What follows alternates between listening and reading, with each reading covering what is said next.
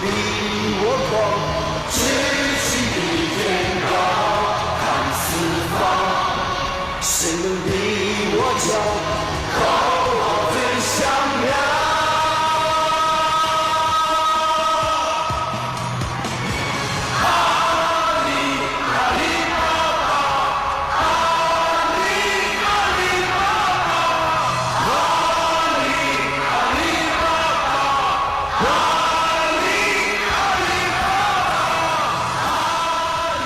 It was an amazing feeling to look around Yellow Dragon Stadium and see that our team had grown to fill 16,000 seats.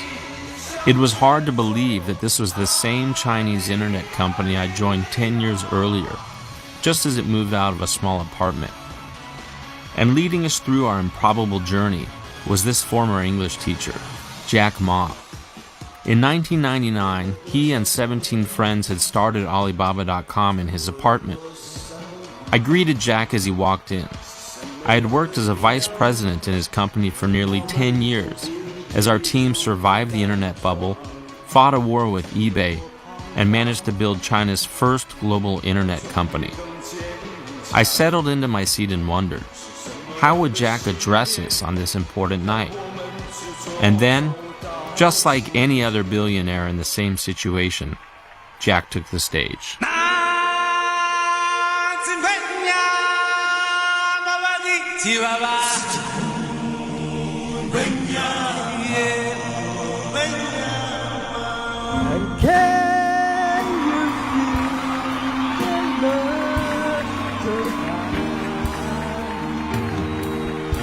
Well, it may not have been typical for a company chairman, but it wasn't surprising coming from Jack. People outside the company assumed he was crazy, but those of us inside the company knew better. This is the story, in my own words and in the most honest way possible, of what I saw and what I learned from a teacher, his dream, and his country.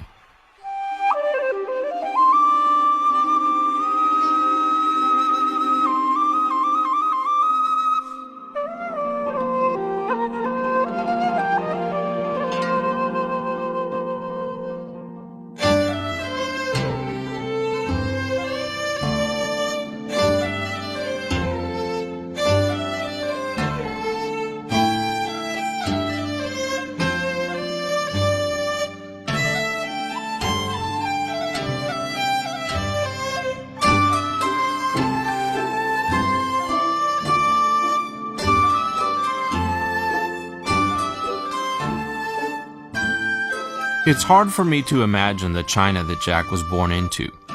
While the West Lake, in Jack's hometown of Hangzhou, provided a quiet escape for its residents, China's Cultural Revolution was just beginning. For the next 10 years, the country was thrown into political chaos. Capitalists and intellectuals were punished and sent to the countryside. Families and friends were divided along class lines. China was closed to the world, and its social turmoil was invisible to most people in the West.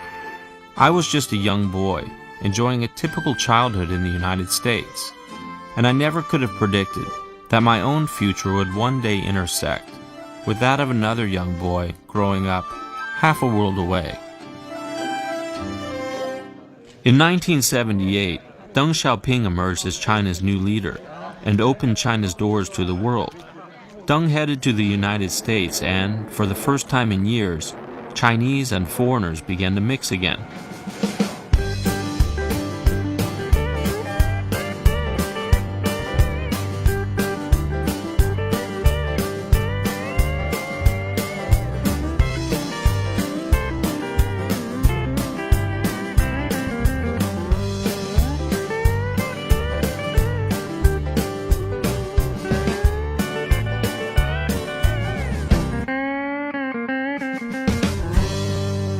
Back in Hangzhou, foreigners were beginning to make their way to the West Lake, and it was on the banks of the West Lake that Jack's life would change. When a teacher told him that she'd seen foreign tourists near the lake, Jack headed down to see for himself. Every morning for the next 9 years, Jack rode his bicycle to the Hangzhou Hotel, where he befriended foreign visitors and practiced English with them. Jack's love of English turned out to be much more than just a hobby, and he went on to become an English teacher, making $12 a month at a local university. As Jack was teaching English, Deng Xiaoping's reforms were having dramatic effects on the neighborhood. Factories sprang up as China's low wages and greater openness combined to fuel an export boom. As international trade increased, Jack saw a business opportunity and started a translation company with several of his friends. 我说赚钱这儿可能不是最好的地方尽管我们钱少，但是我说精神上的享受，有时候忙了累了，他觉得这个事情有意义，他一干就会挺高兴，挺舒适。 As Jack was working on his translation business, I was teaching leadership workshops for high school students in the United States. But I began to hear stories about Americans finding adventure and opportunity in China. So I bought a ticket to Beijing and, after a year of language study, found my dream job.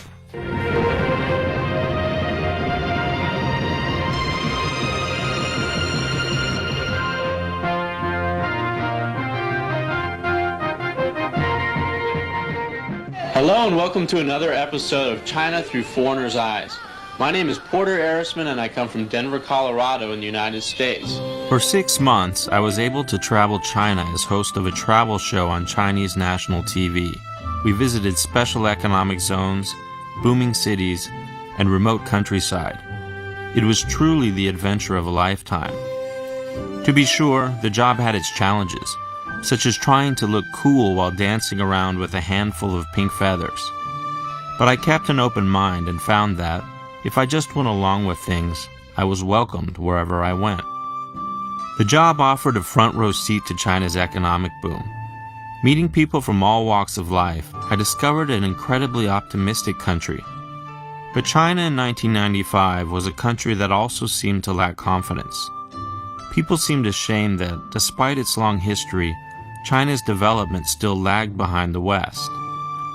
Still, people jumped at every chance to talk to foreigners and learn about the West.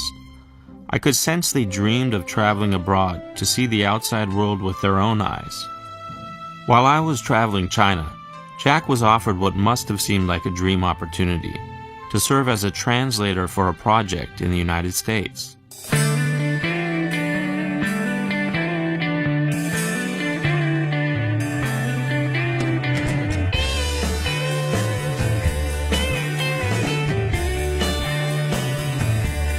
Jack flew to the U.S. with high hopes, but when he arrived in Los Angeles, he discovered that the U.S. partner he was sent to work with was a con man. So he fled to Seattle to stay with a family he knew. It was there that he was first introduced to the internet. It was a story I'd later hear him tell the media many times, but for some reason, I never got tired of it. My friend Stuart, he said, Jack, this is internet. You can find whatever you can find through the internet. I say, really? So I searched the word beer, B-E-R, beer. Very simple word. I did not know why I searched the beer. Beer, and I found American beer, German beer, and no Chinese beer. So I was curious. I searched China. And all info search engine, no China, no data. And I told my friend, can we make a Chinese homepage and post that inside and see what's the result? So I made a Hope Translation Agency, the homepage. Very ugly looking homepage. 9:30 we launched it, and 12 o'clock I received 5 emails. 3 from USA, 1 from Japan, 1 from Germany. I was so excited. I think this is something interesting. When Jack returned to China, he set up China's first internet company, China Pages, a sort of yellow pages for Chinese companies, which offered an online English language directory of Chinese companies and information. 我们在启动一场技术革命，观念革命，对，好几年。理解，给我们的 Java 弄点出来给我们看看，然后把我录的那个声音也放出来给大家听听，然后让他们也支持我们的声音。做。这个就是我们浙江省的省长外学员，然后我们在里面会把省长的声音也可以做在这里面，欢迎参观浙江之类。这个是杭州。With his website up and running, Jack set out to find companies to advertise on his site. 请问你宁波公司是哪里啊？星河，我姓马，我叫马云。 Jack realized that he'd need the cooperation of the government, so he headed to Beijing hoping he could partner with the government body responsible for controlling information in the country. But China's media and communications were strictly controlled. It meant partnering with the government on something as new as the internet was no small challenge.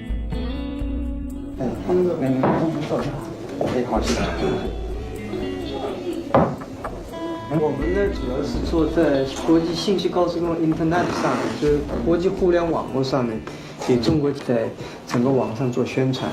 那么我们有个域名叫中国黄页，这是在国际网络上面注册登记的。因为外国人现在利用桌子上的电脑，他已经能知道中国或者世界上什么地方买什么东西。他可以直接订货，订给香港，订给台湾，订给新加坡。 但他不会订到中国，因为中国在网上没有东西。我们自信能够做出比美国人更好的漂亮的东西。我希望能够得到各部门的支持，大家可是搞好以后，我来掌握外面的技术拿进来。那么真正的目的是为了将来发展中国自己的信息高速路。我们的工作是把中国的信息和贸易信息。 介绍给全世界，把中国的经济、工业、贸易、文化、娱乐和教育全部，去介绍给世界，促进中国与世界的交流。 Jack soon discovered that the government bureaucrats he met with had little interest in partnering with him. Few, if any, had heard of the internet, and they were reluctant to partner with an unknown English teacher, especially in the sensitive area of media and information. Still, Jack continued to seek a government partner, visiting the National Sports Committee, for which he hoped to create a website to support China's Olympic bid. 就是给国家体委在信息高速公路做宣传，把中国的体育全部放到电脑里去，让世界了解中国的体育。中国体育这个名字我们注册下来了，那么他说打开里面都空的，打开里面都空的。 那么奥运会呢，马上就开始。我跟你讲啊，第一件事情呢，你应该首先应该先约，办事程序应该你先约。你要不约的话呢，很难给你做一个很满意的回答。我想占领海外的市场，这是很重要。就是说，等到有这么一天，中国的我们所有的电脑打开以后，里面都是外国的东西。你打开电脑，发现满天遍地的都是外国的东西。 这时候后悔就来不及，失败了也无所谓，我至少把一个概念告诉了别人。我不成功，会有人成功的。但首先一点，我希望中国人早点成功，不要再拖下去。As Jack found out, 1995 was too early for an internet business in China. The customers weren't ready, the government wasn't ready, and maybe even Jack wasn't ready. Before long, he gave up on China pages, and his dream would have to wait.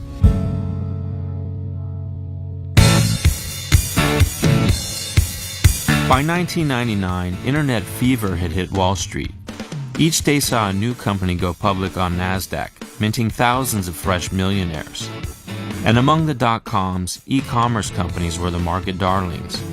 Consumer marketplaces like eBay and Amazon were soon followed by business-to-business or B2B marketplaces like VerticalNet, Ariba, and Commerce One.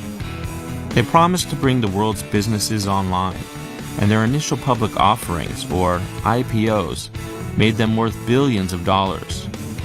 Their success inspired hundreds of new business marketplaces, led by entrepreneurs with one thing in common: dreams of cashing out with a big IPO. Far away from Silicon Valley, Jack was working in an e-commerce division of a government ministry. But as small businesses began to connect to the internet, Jack decided it was time to try again. So he gathered 17 friends in his apartment and laid out a plan to compete with the US internet titans. They built their own global business marketplace and named it Alibaba.com, hoping small businesses would use the site to say open sesame to global trade. 我95年的时候，我记得我做出的决定，我自己跟自己讲，我可能改变了自己一辈子所从事的事业。而今天，我想把大家请过来，跟大家共同探讨以后至少5年、10年我们要做的事情。那么阿里巴巴我们将做成怎么样？我想，从黄页的时候我就提过，黄页所要瞄准的对象不是国内战略，而是国际战略。我们所有的竞争对手不在于中国，而在于美国的硅谷。如果说第一，我们把阿里巴巴定位，就把它作为国际战略，我们不要把它定位是国内战略。第二个呢，我想就是我们要学会硅谷人的一种拼劲。如果说我们是早上8点钟下班，8点钟上班，5点钟下班，这个不是搞高科技啊，这个绝对不是我们阿里巴巴能成功。如果说我们有这种精神，反正我上班了，这个8点钟上班，5点钟下班了 ，OK， 赶紧去其他地方。人家美国人强就强在硬件，强就强在系统建设这一方面确实比你早，但是玩信息玩软的，中国人的脑袋绝不比人家差。我们在座的所有的人的脑袋绝不比任何人差，这就是我们敢跟美国人斗的一些东西。我们绝对敢斗。如果我们是好的 team、好的团队，我们自己知道我们想做什么，我们想干些什么的时候，我相信我们是可以以一当十。我们能够赢政府机构，我们能够赢其他很多的民营企业、大的这种企业的是什么？凭的是我们的精神、我们的意识、我们的创新概念，以及我们这种拼劲才能去斗。否则的话，跟他们有什么区别呢？谁都知道 ，Internet 是个泡沫。我刚才讲的危机感就是 Internet 的泡沫现在越来，什么时候破？然后呢，把股票掉了，eBay 股票会涨。那么有一天 eBay 股票涨了以后，可能阿里巴巴社区的股票涨。所以不要担心，我觉得 Internet 这个梦不会破，这个泡沫不会破。我们为后面的3、5年所付出的代价是非常惨重，只有这样的惨重的代价，才会赢得我们未来的取得的成功。那么，目标是2002年，阿里巴巴上市。For the next 7 months, the team plodded away in Jack's apartment, out of view of potential competitors. And they were encouraged as the website began to take off, attracting members from around the world. Alibaba's formula was simple. Exporters could post their product listings on the site, and volume buyers could browse the product listings to find suppliers. The company wasn't making any revenues, but for the first time in Jack's internet career, things seemed headed in the right direction. And the team was energized by the joy of creating something entirely new, while at the same time knowing they really had nothing to lose.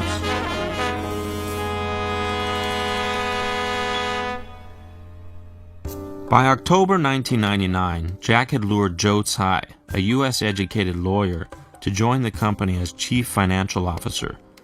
Joe helped Alibaba raise $5 million from global investors including Goldman Sachs. Another $20 million investment led by Japan's SoftBank would soon follow. With money in the bank and more on the way, Jack decided it was time to end the company's seclusion and gathered his troops to prepare for the company's official launch event in Hong Kong. 我觉得这段时间大家都很辛苦，应该说非常辛苦，长期将近6、7个月下来，7个多月下来都没有休息过。按照原计划，如果我们在18个月内要完成在美国的 IPO， 剩下的时间还有12个月。6、7个月以前，我们从北京离开的时候，我跟大家说过，嘿，我们这次回杭州，6个月以内，我们将跟任何媒体切开，我们就埋头造我们的船，我们的船就是阿里巴巴，我们埋头训练我们的船员，就是我们的 team。如果是人家说我们不好，我们的产品不好，阿里巴巴不好，然后呢，再加上评论一下呢，我们的人，我们团长找不到2副，2副找不到3副，3副找不到大副，大家乱哄哄的一整套，这个船很容易就沉下去。With the global competition brewing, Jack and his team headed to Hong Kong. They organized a launch so outrageous that their American competitors must have been shaking in their shoes. 1, 2, 3. Alibaba is no legend. It is with us on the internet, giving us unimaginable business and success opportunities. Okay, maybe the launch wasn't so impressive, but at least the company had finally come out of hiding. When they talk about e-business, they talk about Amazon, they talk about eBay. But I would say Asia is Asia, America is America. If you think internet is 3,000 meters running, USA has only finished 100 meters, and Asia probably 30 meters, and China only 5 meters. So there's a long way to go. If we have a very good company in Asia, internet company in Asia, the whole world knows that.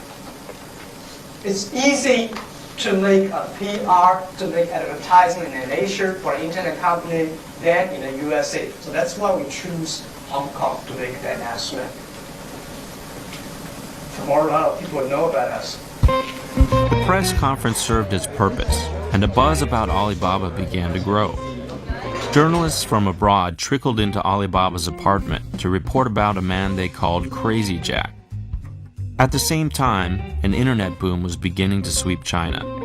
Chinese were connecting to the web, and the internet was opening up an entirely new world.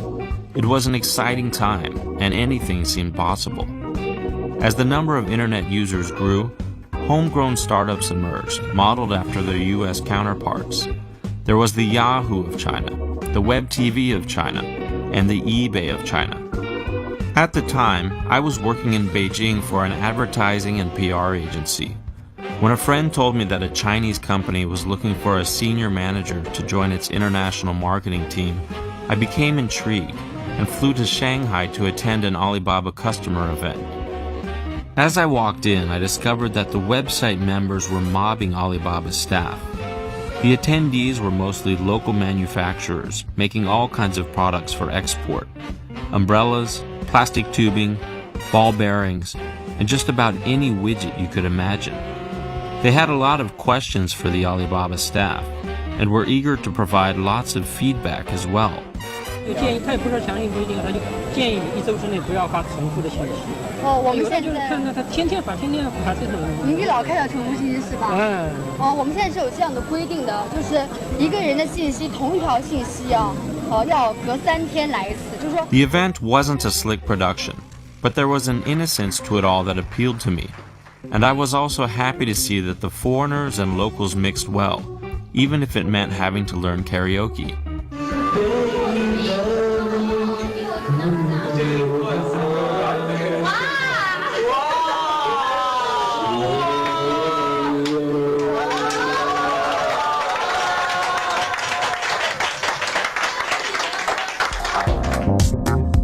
And, most important, I got to know Jack and thought that he was a boss I could work for.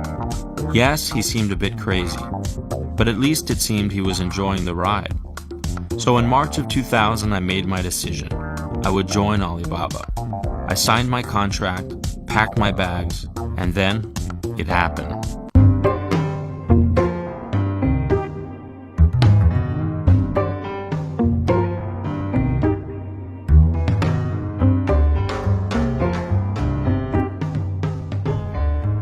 By the time my first day at Alibaba arrived, the internet bubble had burst. As I traveled to Alibaba's headquarters in Hangzhou, I realized that there would be no quick IPO, no sudden cash out. We'd have to be in it for the long haul. I was curious to see what I'd signed up for, and wasn't quite sure how I'd fit into a Chinese company. I arrived at the new office and strolled around. The office had a real buzz as 100 new employees settled in. It was clear that the team was excited to have moved out of the apartment and into a real office. To bring the team together, the company organized a social event where the new international staff were introduced. It didn't feel like a typical company. It felt much more like an extended family. The team had been through so much together, they had become a very tight-knit group. We first watched a number of Chinese skits, which I didn't really understand.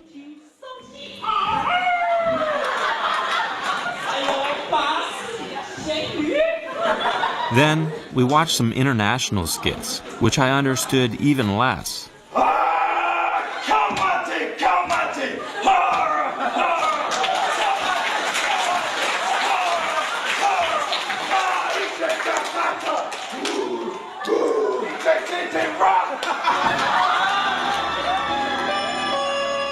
As the event came to an end, I was inspired by what I saw. And I want everybody here, listen. We will win, we will make it, because we are young, and we never give up. But I wondered if maybe we were being too naive. Were idealistic goals really enough? And could our inexperienced team of teachers and dreamers really stand up to the US internet giants? B2B internet site Alibaba.com went live last year, a marketplace for trade between small and medium-sized businesses. It was the first Chinese internet company to move to the West.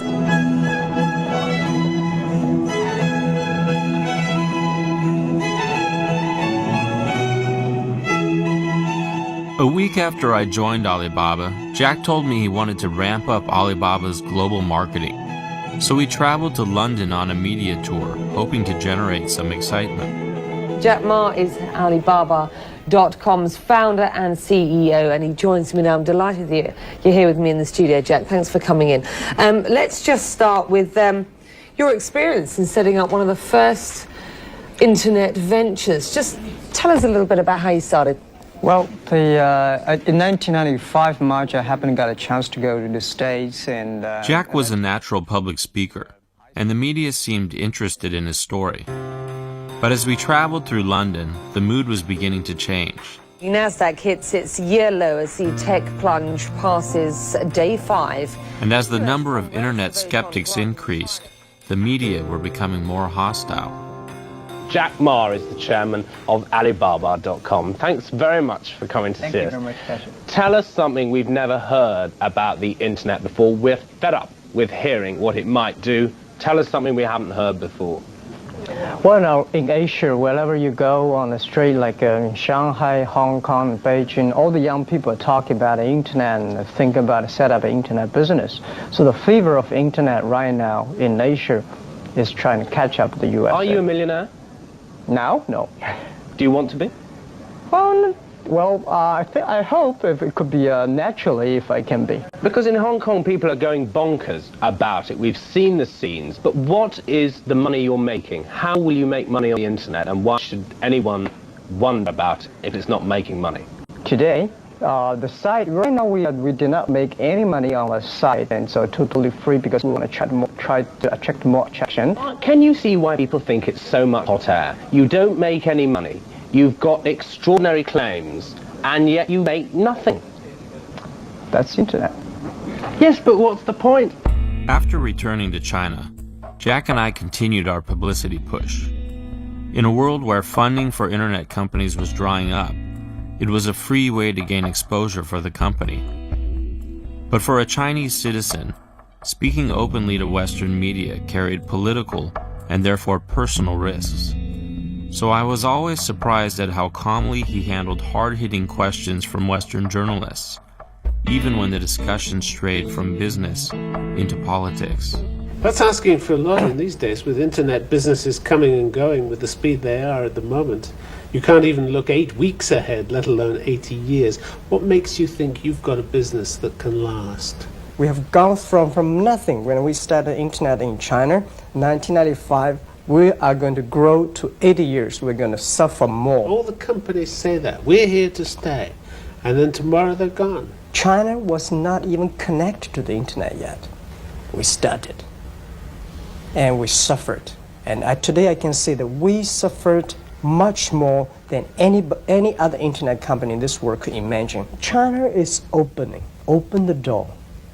And internet is the best way to let the people understand what's happening outside, and also let the government understand what's exactly happening outside, and that the outside world understand China.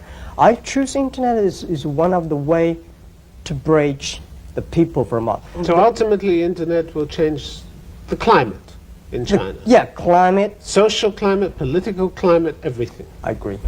As Jack's name grew in the foreign media, the Chinese media began to regard Alibaba as a success story, and Jack was frequently invited to share his experiences with local business people. 客观世界，客观表达，新苗说新闻。我们很多人呢都听说过阿里巴巴和40大盗的故事，芝麻开门是开启这个藏宝山洞的钥匙。今天下午有很多人冒着酷暑到浙江世贸中心听阿里巴巴网站总裁马云的讲座，他们是为了获得开启电子商务之门的钥匙。那么这个马云到底是何许人也呢？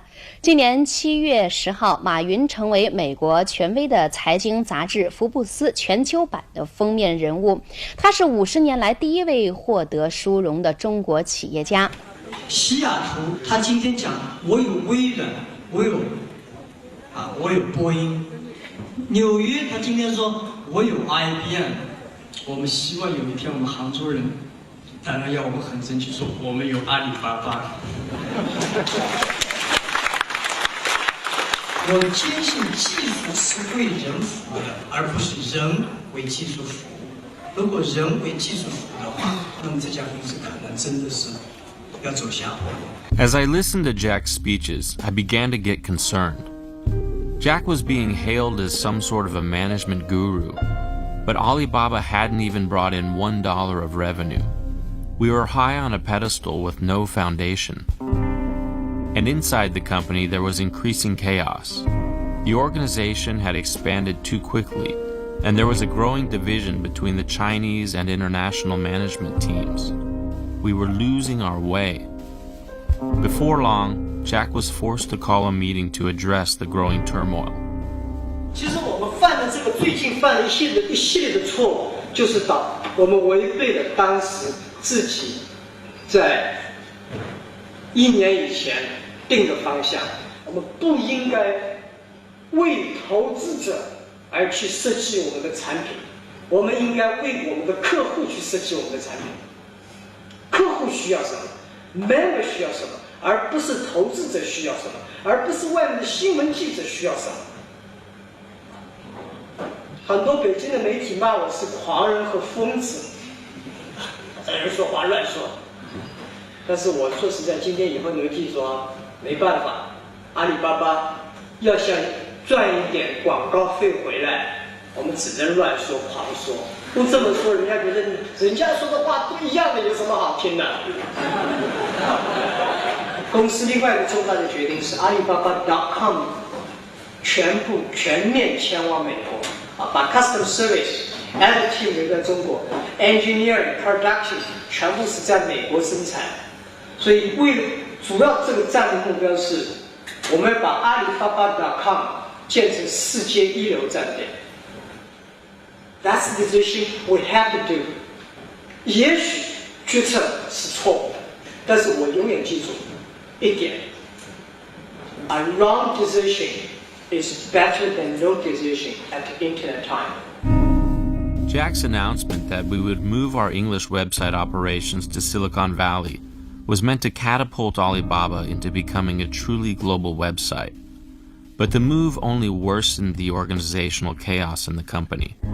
Teams in the US and China fought for territory, and we became a two-headed monster. In a matter of months, Jack reversed the decision, and I was asked to travel to the US office with Jack to help announce a series of layoffs. Jack gave a speech apologizing to the US team for the mistakes that had been made.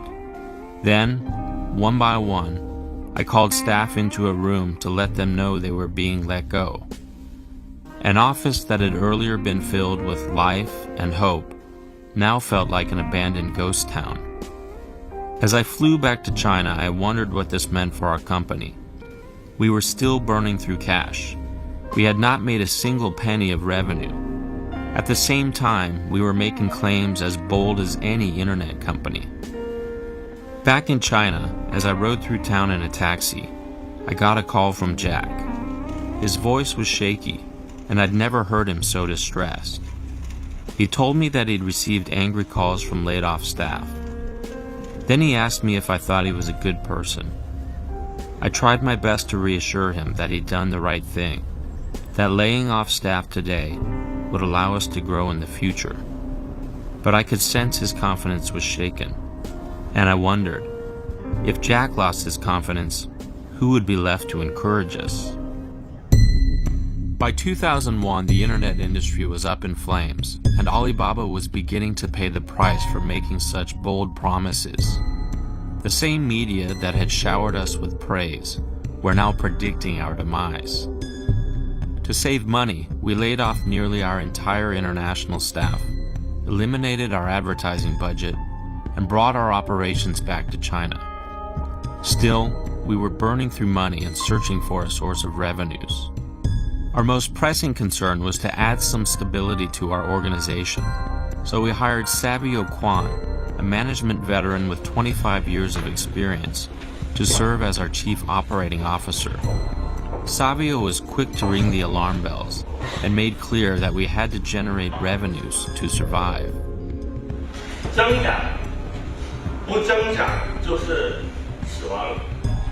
Savio's first priority was to help the company clarify its mission, vision, and values.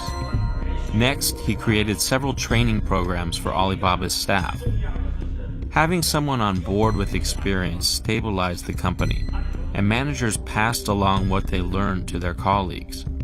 But despite order coming to the company, we were still losing money, and the funds we had raised from investors were quickly running out. In 2001, we discovered something which gave us hope. We found that customers were offering to pay as much as $5,000 to appear higher in Alibaba's search results. So we launched a paid service which allowed exporters to build a premium storefront on Alibaba's international site. To promote the service, we set out on a national roadshow, meeting customers in cities along China's east coast. The formula was simple. Jack would offer a speech about Alibaba and the future of e-commerce. I would give an introduction to Alibaba's overseas activities, and our sales team would follow up. As our roadshow gained momentum, the number of attendees increased, and the presentations got more sophisticated. One by one, we were persuading Chinese business people to move their businesses online. But even as our customer base grew, our cash in the bank was dangerously low. We had cut our marketing budget to zero and needed to save money on salary and headcount. So I proposed to Jack that I take a year off to pursue a dream I had to travel around the world. And if Alibaba survived the internet winter, I'd come back for half the pay.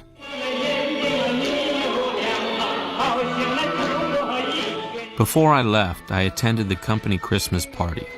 It had been a tough year. We tried to make the best of the situation, performing skits and singing songs.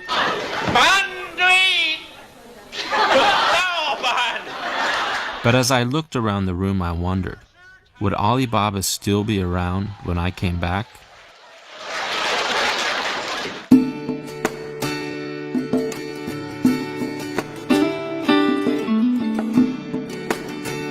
I began my travels by riding a bicycle across southern China. Along the way, I traveled through small towns and villages, often staying with families who invited me in as a guest. I saw the pain and struggle of life in China's countryside, but also experienced the kindness of ordinary people and saw the hope they had that their lives were improving. Internet access was just arriving, and I could see the potential e-commerce had to lift people out of poverty while opening doors to the outside world. As I traveled, I received email updates from the team in Hangzhou. I was told that Alibaba's paid services were gaining momentum, and at the end of the year, I received a one-sentence email from Jack which convinced me it was time to return to Alibaba. Before long, I was on my way back to Hangzhou.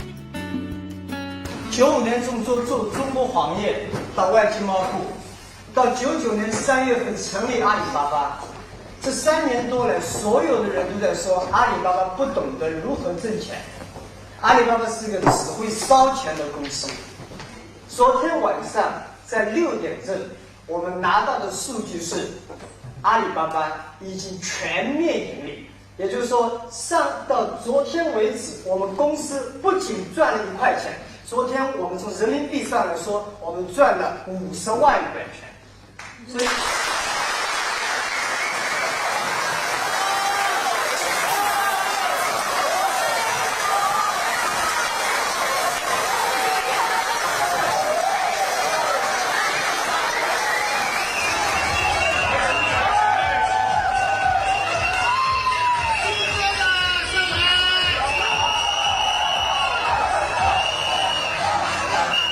It was as if I'd come back to a new Alibaba, and it was one of the most exciting moments of my life. The team was re-energized and confident we'd not only survived the internet bubble, but were poised for growth.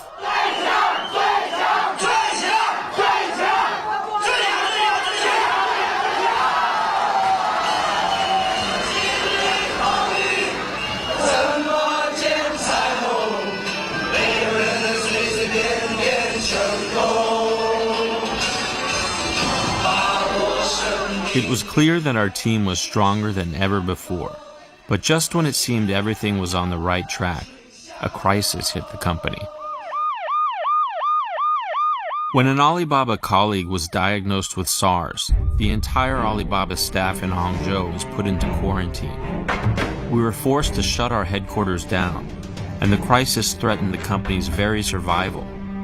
To keep the website running, 400 staff carted their computers home and set up a virtual operation. I was locked in my apartment for 10 days. My only human contact was with the nurses in spacesuits who visited to disinfect my apartment, and the regular phone calls I received to check my temperature. 喂，你好，刚刚体温了，我是36.6。It was lonely at times, but our team embraced the challenge, keeping spirits up by chatting online and hosting online karaoke contests. Fortunately, our colleague was released from the hospital, and the officials stopped by to remove the lock from my door. Once I was out, I called Jack to let him know I'd been released. He told me to be prepared for Alibaba's biggest challenge yet, one that would determine Alibaba's future. It would make our previous battles seem minor. We were going to war with a competitor of immense size and nearly unlimited resources. We were going to war with eBay.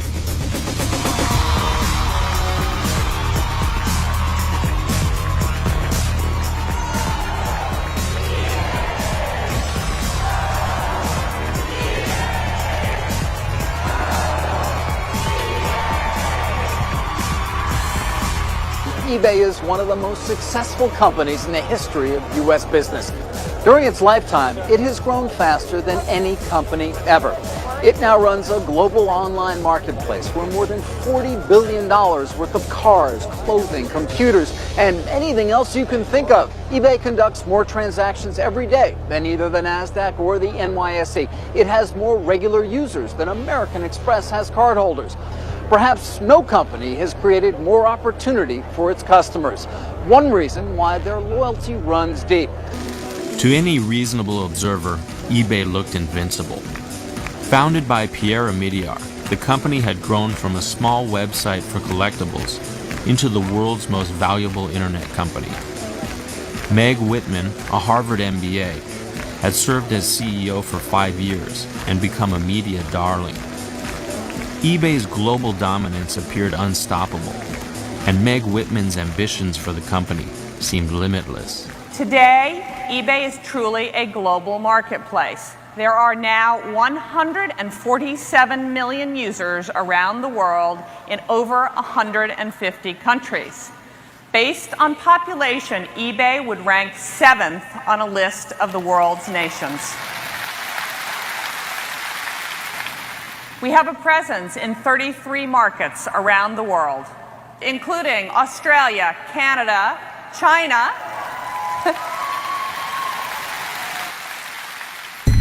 It was this presence in China that worried Jack. 3 years earlier, eBay had bought a large stake in eachnet.com, an eBay clone founded by Xiaoyi Bo, another Harvard graduate. The company shared many of the same members as Alibaba, particularly small and medium-sized businesses who were beginning to sell their products online. Jack felt it was inevitable that eBay would come after these customers and would ultimately pose a major threat to Alibaba's core business. To stave off the threat, Jack had sent a secret team to the original Alibaba apartment. While the rest of Alibaba's staff was in quarantine, the team worked day and night on the project, doing handstands to entertain themselves during breaks. Finally, after a few months of hard work, they launched their creation, Taobao, meaning search for treasure. 淘宝买的笔记，秀淘宝买的 DVD， 淘宝买的吊带配淘宝买的 mini jeans， 淘宝买的杯子泡了淘宝买的减肥 T， 淘宝买的被子盖了淘宝买的床。完了，一切东西多得转不过来，眼睛皱着那个 NAC 全部买到20 money。点点鼠标滴滴滴，上了淘宝我最喜欢，不怕你淘不到，只怕你想不到。淘宝网淘我喜欢。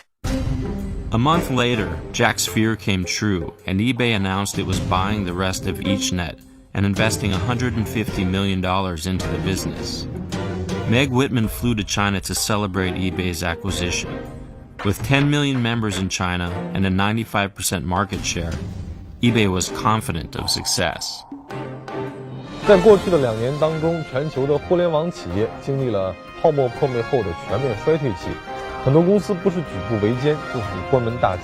但是呢，美国的一家名为电子港湾的互联网公司却逆势而上，风光无限。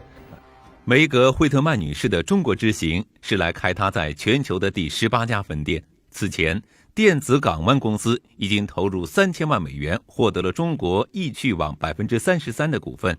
EachNet is by far and away the leader in the online trading community business. So the combination of a leadership position and an excellent management team made EachNet the logical choice.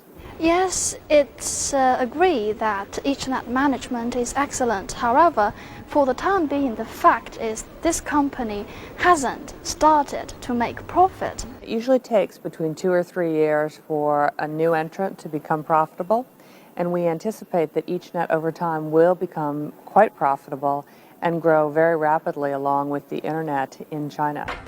With eBay poised to dominate the China market, Jack decided it was time for Taobao to make its official debut. 那今天请大家来，我们是想让大家见证一个特别的事件，全球最大的网上贸易市场 B2B 网站阿里巴巴今天在杭州宣布投资1个亿给一家刚刚诞生才2个月的网站淘宝。Taobao.com. Jack announced that Taobao would build a consumer marketplace customized for the China market and make it free for 3 years. He argued that China needed its own model for e-commerce and that it was too early to charge customers while the market was still just developing. 今天也不会跟别人讲淘宝怎么赚钱。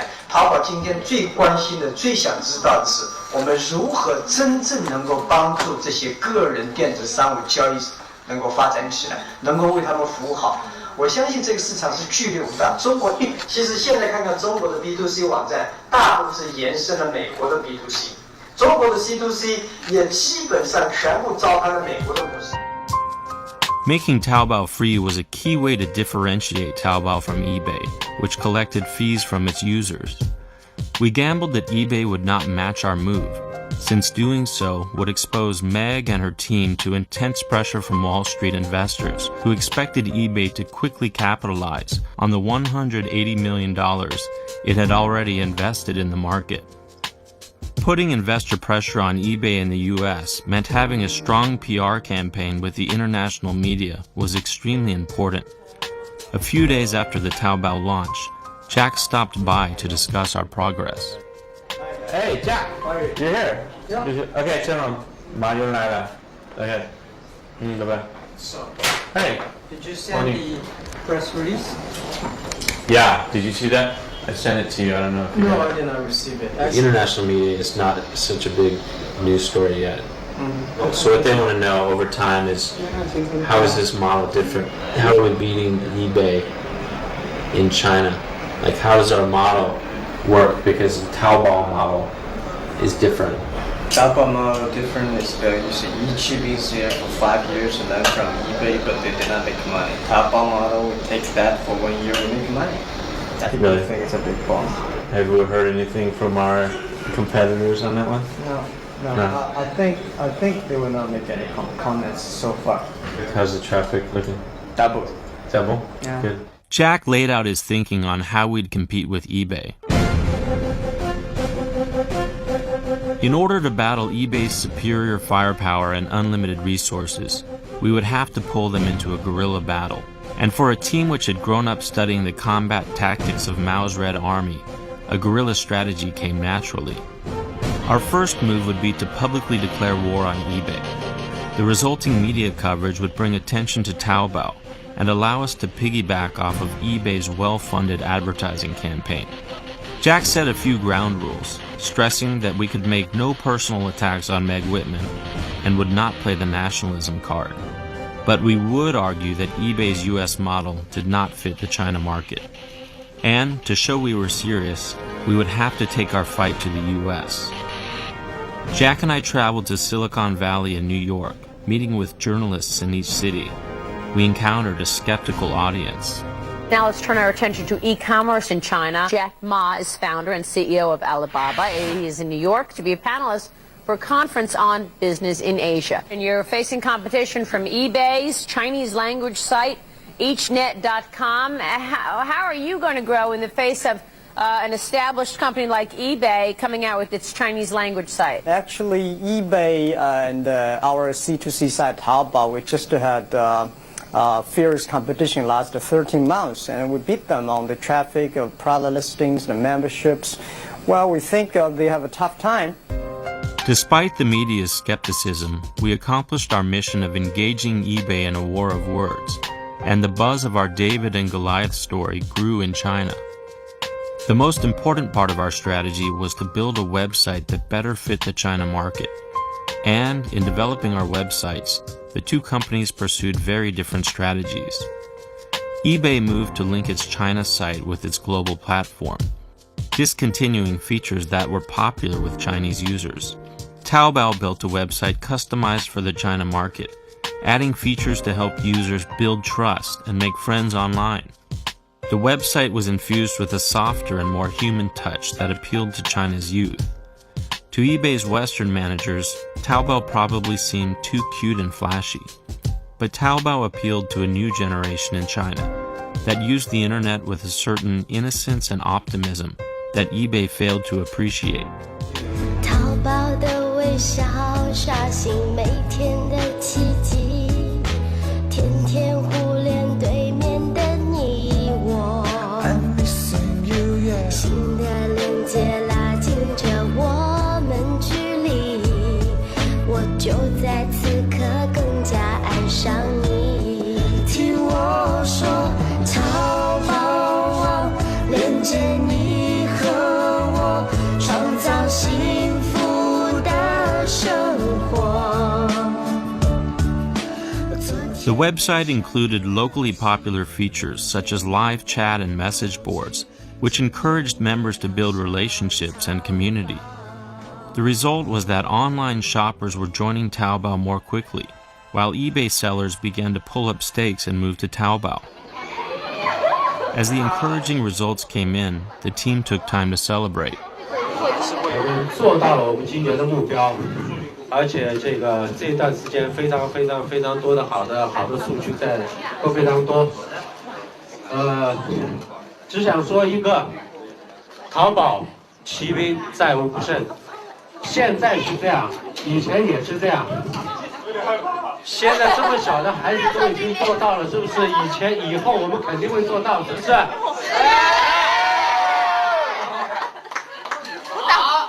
恭喜淘宝，我们一年比一年更厉害，击败eBay。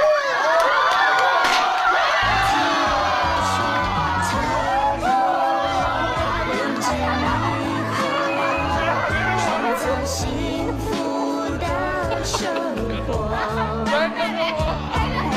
今天你想可惜，明天你等不及，今天你要上淘宝。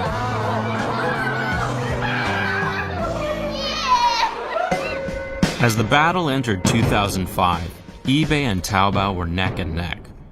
eBay decided to double down its efforts in China, announcing an additional $100 million investment and declaring that they were on track to become the undisputed winner in China. But Wall Street was beginning to have doubts. Today's big headline story on Wall Street, eBay. The stock once again tumbling. An abomination. The stock was annihilated. For the first time in its brief history, eBay has hit some major bumps in the road. Questions about why the company needed another $100 million to spend in China. With investor confidence crumbling, Meg Whitman traveled halfway around the world to discuss her China strategy with CNBC. Meg and her communications chief Henry Gomez worked hard to explain to CNBC's David Faber that eBay was still in the driver's seat. Our view is that one of the defining characteristics of winning e-commerce companies globally over the next 5 to 10 years will be how successful they are in China.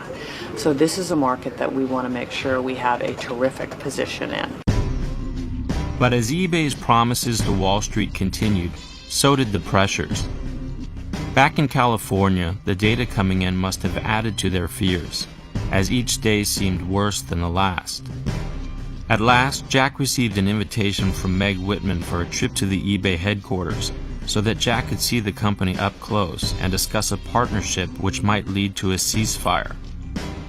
After his trip, Jack sat me down with a colleague and explained that, although he liked Meg personally, he did not believe we would be able to work with eBay as long as she was CEO. He felt she simply wanted to buy the China market to make Wall Street happy, and that she didn't share his vision of helping grow e-commerce to the benefit of China. With no ceasefire in sight, our battle with eBay became more contentious. But we had one card up our sleeve that eBay had not anticipated. It is official. Yahoo agreed to pay $1 billion in cash for a 40% stake in Alibaba.com. The move is designed to catch up with eBay.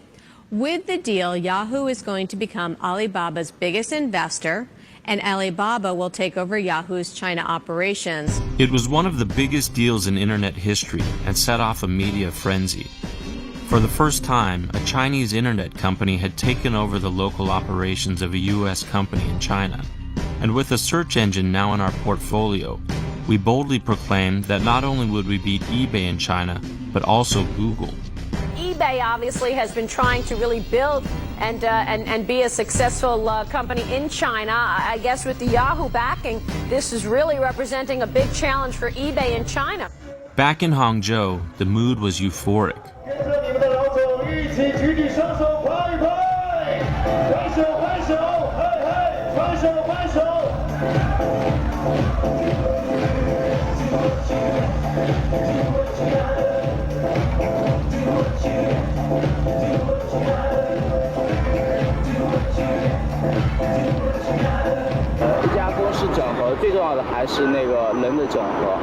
To make the partnership work, it was critical to smoothly integrate Yahoo China's team under Alibaba's management. So we chartered a train from Beijing to Hangzhou to bring Yahoo China's team to visit their new national headquarters. It didn't take long before we realized that the two teams had very different cultures. Yahoo China's team seemed weary from years of management changes, and they seemed to think that getting taken over by a local company was a step down. Whatever the reason, the two teams just didn't mix well. Another important challenge was getting government support for the partnership. Jack met with the local government leaders to explain the deal and the benefits it would bring to Hangzhou.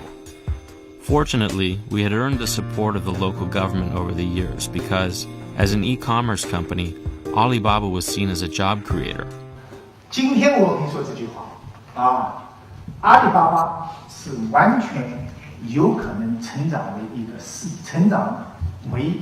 业级的企业。那么一个事业级的企业，它最重要的要有一个灵魂人，要有一个领军人，就是要有一个事业级的企业。马云，我认为已经够资格了。感谢你啊。With the Hangzhou government embracing the partnership, we received an important green light. But as Yahoo's founder Jerry Yang toured our offices, we learned that when we acquired Yahoo China, we also acquired a political hot potato. When news broke that several years earlier, Yahoo had handed email information about a Chinese political dissident to the Chinese government, Yahoo was put on the defensive. The reports coincided with our annual Westlake Summit, where Bill Clinton was set to be the keynote speaker and give an address that would be broadcast live on local television. I'm honored to ask everyone to join me in extending a warm welcome to President William Jefferson Clinton. 威廉·杰弗逊·克林顿总统。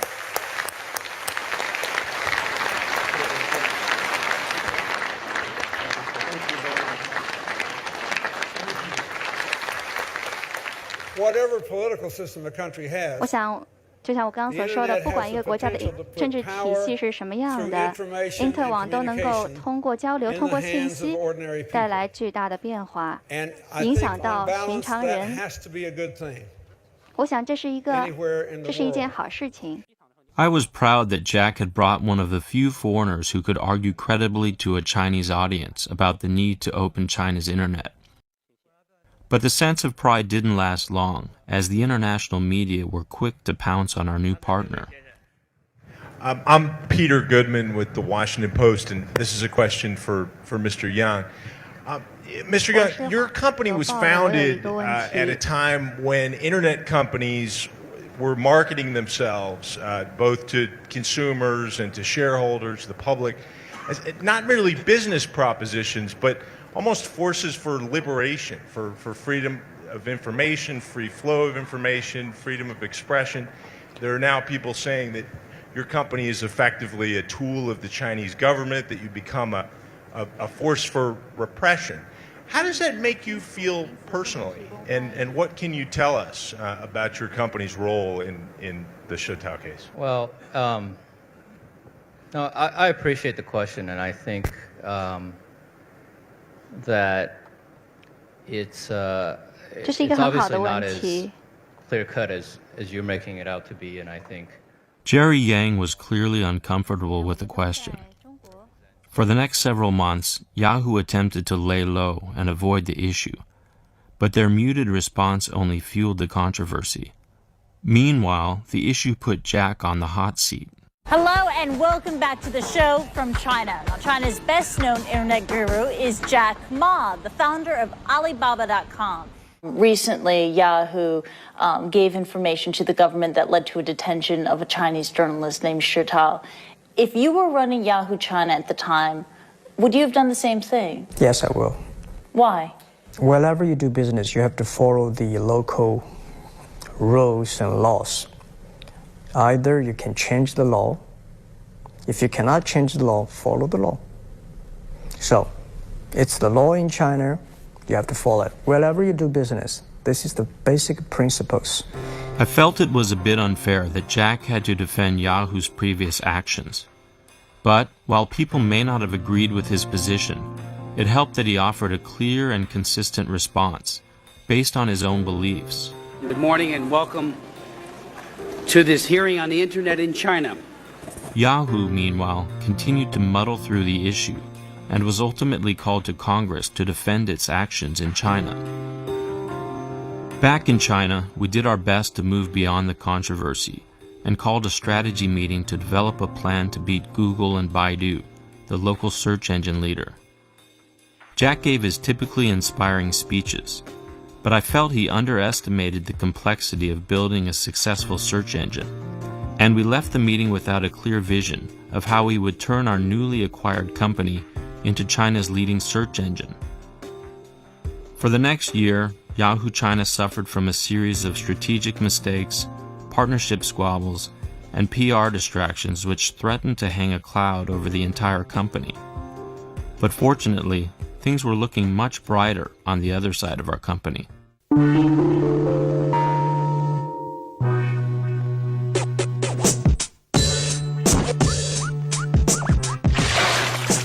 上淘寶，想像力決定購買力。淘啊淘啊淘啊淘！淘寶網淘你喜歡。The funding raised from Yahoo allowed Taobao to invest in national advertising campaigns. And for the first time, Taobao's numbers surpassed those of eBay. With money in the bank and confidence in Taobao's future, we planned one last attack on eBay, which we hoped would provide the knockout blow.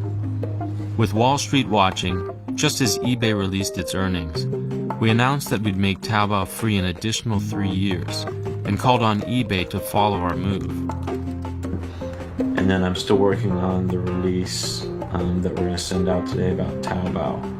And then I think eBay's earnings will be after the close, and then we will make sure it's posted a bit before then so that it's included in the news cycle. Okay, I'll talk to you later. Bye. eBay's stock dropped 5%, and in a knee-jerk reaction, Henry Gomez issued a response from eBay, arguing that free is not a business model. So we released it in the US at 3 in the afternoon yesterday, and 3 in the morning today here in Hong Kong, and eBay already came back with a response saying free is not a business model. Okay. And they're saying they're much stronger because they can charge. I think we're much stronger because we can stay free. Yeah, we can afford to be free. Yeah, sure. Okay. Okay, so the response that quick. Yeah, so a few hours later they did that. That's good.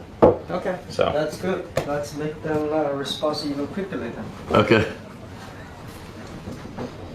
That's great.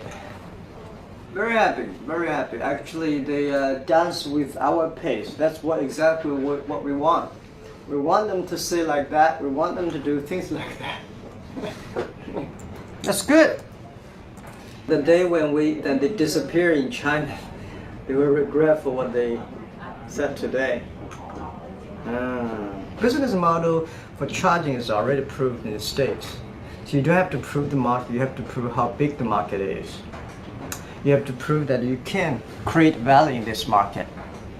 But they just do not listen. Well, free is still a good word for C2C because it's so premature market yet. Only 8% of people in internet users here has tried the online shopping.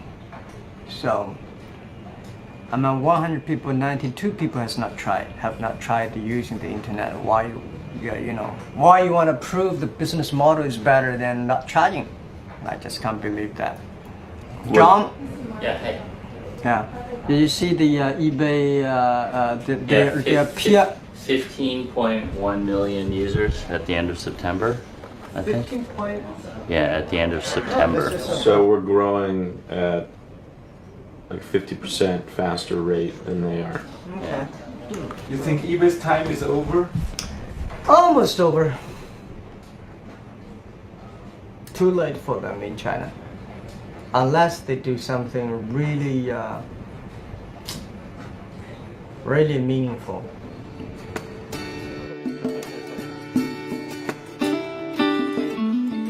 竞争对手 eBay 也发了一个关于我们免费3年的新闻稿，他们自己的一个 response， 如果感兴趣。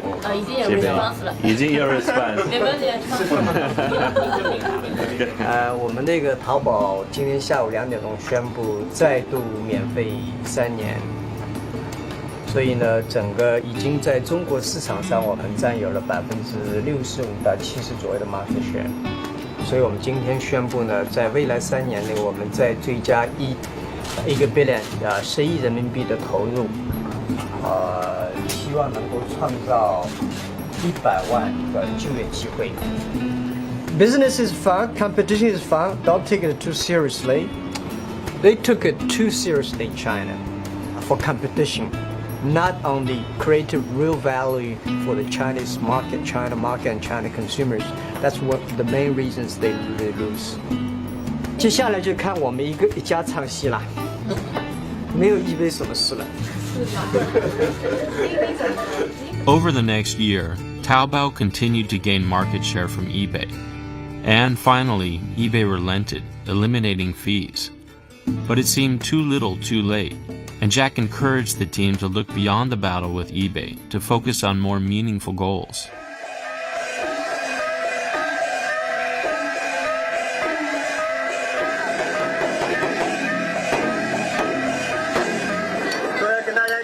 淘宝网现在不仅在中国很热门，在美国现在也很热门，大家都在关心说淘宝网跟eBay的竞争还能持续多久？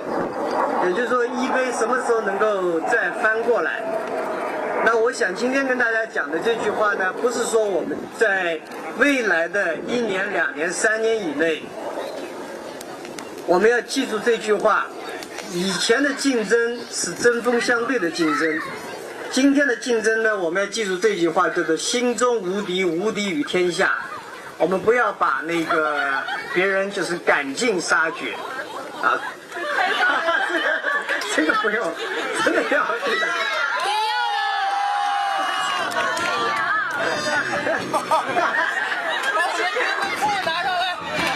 我最为淘宝网感到骄傲的是，我们不仅能够这个自己做好，而且能够为天下几百万、几千万的人能够创造那个就业机会。所以呢，我希望在未来3年以内，我们不要把竞争作为第一要素，竞争已经变成第2、第3要素。最主要的是如何把淘宝网的交易量继续做起来，把淘宝网的用户再增加起来。我们不是说打败谁，而是把这个市场做大。 In the end of 2006, we read the news we'd always hoped for, but didn't totally expect. eBay announced that it was shutting down its Chinese website. In a strange way, I knew I'd miss having such a mighty competitor, but it was exciting to think we had won the war. And with Taobao the winner, with no clear threat in sight, the doors were open for us to do something that had been postponed for 5 years.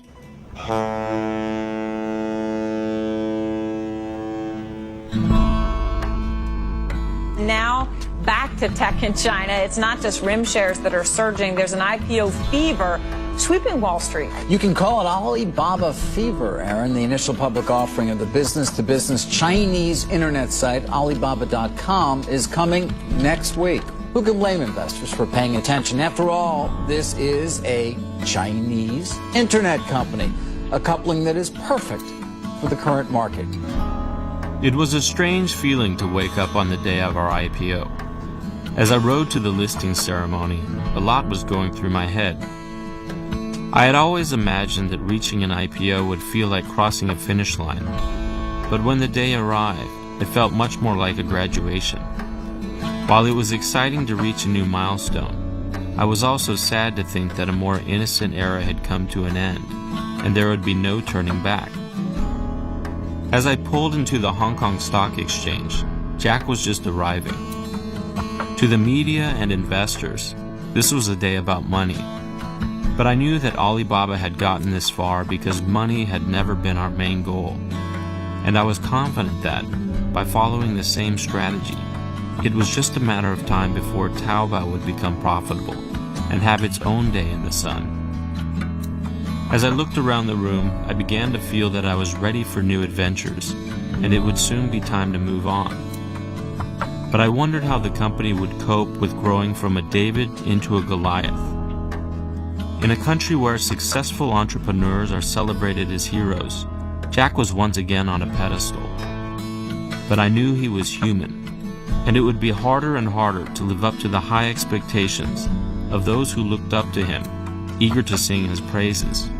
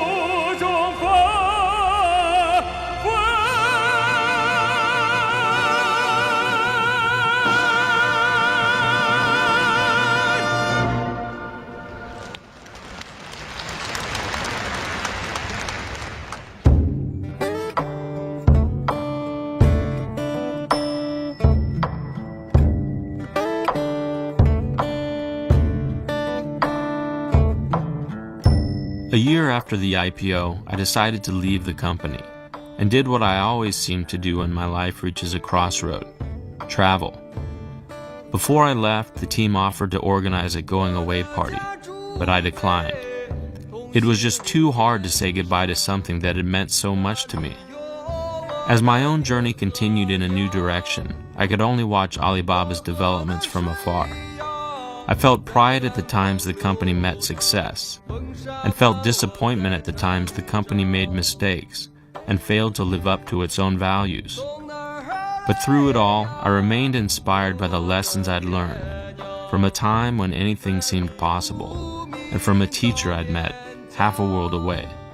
今天你开始有点小钱了，你开始有点地位了，不要因为外面人对你的眼光发生了变化，不要因为你口袋里的钱发生了变化，因为有一样东西是不能变化的：使命、价值观、承诺。After some time on the road, I took one last chance to travel back to Hangzhou, to visit some old friends, and see what had become of the company that we'd created.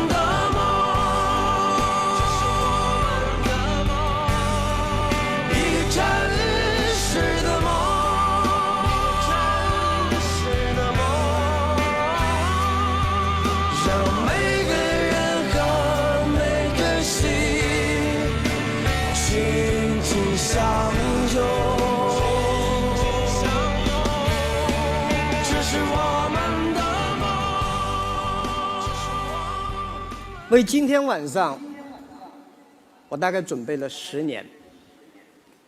10年以前，我设想过10年以后，我会如何对我的员工讲话，如何对我的客户讲话，如何对我的朋友讲话，讲些什么。刚才来之前，看到那么多阿里人，看到那么多阿里巴巴的朋友、亲朋好友。我突然觉得，其实不需要讲什么，因为10年来，所有阿里人的行为已经讲清楚了。感谢大家。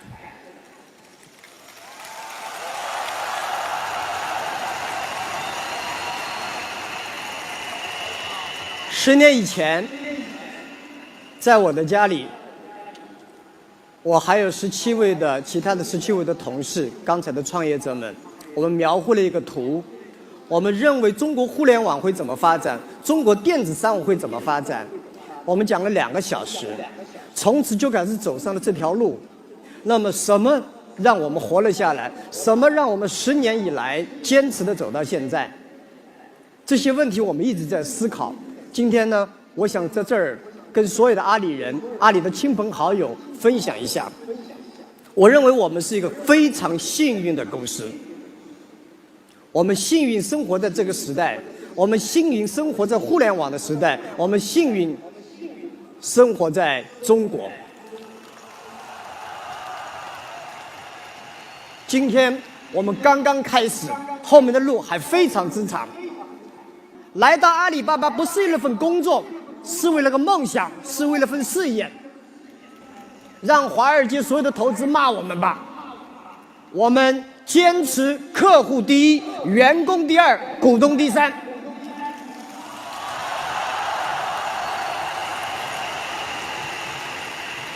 我们需要有21世纪理念的公司，是一家有开放、更懂得开放、更懂得分享、更懂得责任、更懂得全球化观念的公司。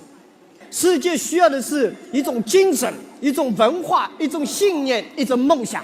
阿里人未来10年坚守我们的信念，坚守我们的文化，坚守我们的梦想。只有梦想、理念、使命、价值体系，才能让我们走得远。今天很残酷，明天更残酷，后天很美好。绝大部分的人死在明天晚上，看不到后天的太阳。阿里人必须看到后天的太阳。世界给了我们这个舞台，全球给了我们这个机会，动用所有的智慧、所有的勇气、一切的努力，去帮助1000万家企业生存、成长和发展，创造1亿就业机会，为10亿人提供真正价廉物美的平台。谢谢大家。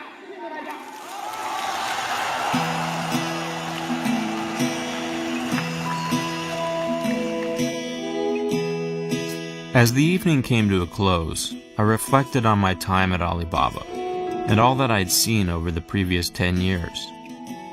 I'd seen a company started by an English teacher grow to 16,000 employees and serve more than 100 million people. And I'd seen a group of ordinary people that even I had underestimated come together as a team to build something they believed could change the world. I realized that to people outside Alibaba, we probably seemed naive. But Jack was right. Alibaba was more than just a company. It was a dream for which we'd fought and struggled, laughed and cried. And in a country where speech still had limits, it was a place where my colleagues had found self-expression in the form of a company.